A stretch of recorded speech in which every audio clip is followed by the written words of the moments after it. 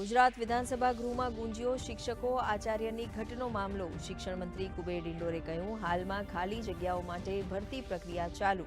તો પાકિસ્તાની જેલમાં બંધક માછીમારોની સ્થિતિ અને મનરેગા યોજનામાં ભ્રષ્ટાચાર મામલે પક્ષ વિપક્ષ આમને સામને।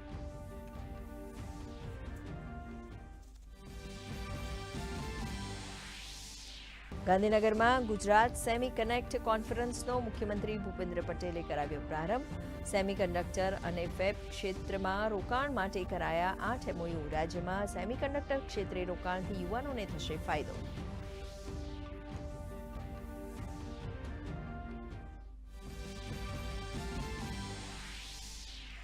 કેદારનાથ યાત્રા જવા ઈચ્છતા શ્રદ્ધાળુઓ માટે સારા સમાચાર।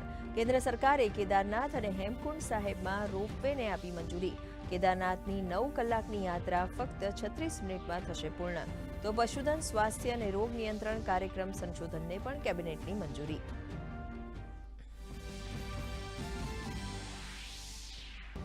પ્રધાનમંત્રી નરેન્દ્ર મોદીએ રોજગાર વિષય પર આયોજિત પોસ્ટ બજેટ વેબિનારમાં લીધો ભાગ।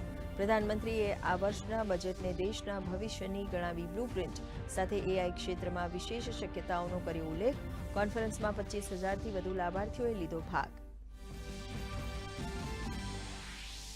પોરબંદરમાં બિરલા સ્કૂલ પાછળ બાવળના જંગલમાં આગ। પવનને કારણે આગ બની વિકરાળ।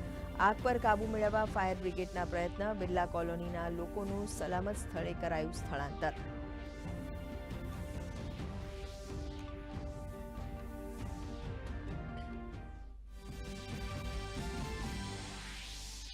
કચ્છના હમીરસર તળાવ વૈશ્વિક સ્તરે ઝળક્યું। ભુજ શહેરની ઐતિહાસિક જળ વ્યવસ્થાને વર્લ્ડ મોન્યુમેન્ટ્સ વોચ 2025માં મળ્યું સ્થાન।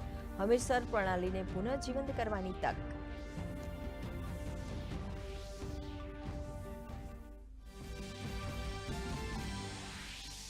ઉનાળાની શરૂઆત પહેલા રાજ્યમાં ઠંડીનો ચમકારો। ઉત્તર ભારતમાં બરફવર્ષાના કારણે ગુજરાતમાં ફૂંકાયા ઠંડા પવનો। લઘુત્તમ તાપમાન 2 થી 3 ડિગ્રી ઘટતા સવારે અને મોડી રાત્રે ઠંડીનો અનુભવ। 7 માર્ચથી ગરમીમાં વધારો થવાની આગાહી।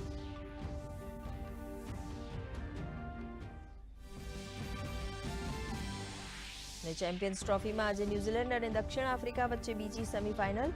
ન્યૂઝીલેન્ડે દક્ષિણ આફ્રિકાની જીત માટે 363 રનનું લક્ષ્ય। સચિન રવિન્દ્ર અને કેન વિલિયમ્સની સદી।